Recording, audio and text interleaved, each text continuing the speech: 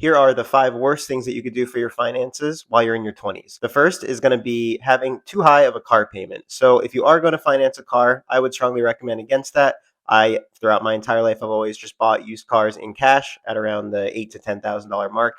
And that's what I'd recommend for most people in their 20s. Oftentimes, people, especially some friends of mine, will get a car, will have way too high of an interest rate and way too high of a monthly payment to their monthly income. So if you are going to finance a car, that's perfectly fine, but you want to make sure that you follow what's known as the 24/10 rule, which means that you put 20% down in cash on the car. You finance it for no longer than 4 years, and you want to make sure that that car payment, along with insurance optimally, is no more than 10% of your monthly income. Next is going to be high interest debt. So this could be in the form of the car or even credit cards, for example.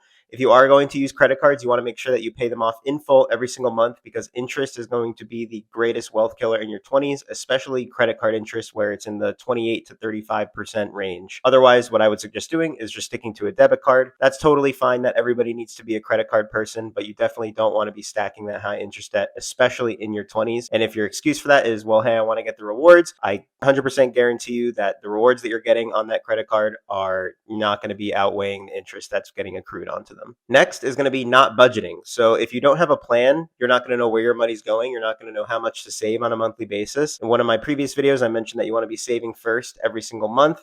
So you need to know what your expenses are before the month happens. That way you know how much to set aside and save. Next is going to be not investing. So early on in your 20s, this is the greatest decade, especially in your early 20s, to really get compound interest working for you in the future. A lot of the dollars that you invest in your early 20s or even your late 20s is going to really carry your retirement. So that's why it's very important to be investing in your 20s. And if you're unsure how much to invest, this goes into my previous point with making a budget. You want to make sure that you know what your monthly expenses are, and what you're going to do is multiply your monthly expenses by 6, and that's really how much cash you should ever be having on yourself at one time. The rest should all be going towards your investing goals. And the fifth and final point is going to be eating out too frequently. In your early 20s, when you might not have the best cooking knowledge, you want to make sure that you're at least learning or trying to learn how to cook. Oftentimes, people in their 20s are going to have budgets or expenses on their statements that have more of them eating out on a monthly basis than they are going to the grocery store. And that's one of the greatest wealth killers in your 20s, because the amount of eating out, especially if you do Uber Eats or Grubhub, the amount of fees that you're paying, and if you stack that multiple times a week, it's just money going straight down the drain. If you are going to choose to eat out, that's perfectly fine, but maybe do it once a week. And personally, I do it once a week as a way to just treat myself. And I found that when you kind of go out to eat more than a few times a week, it kind of ruins the fun of going out to eat and treating yourself.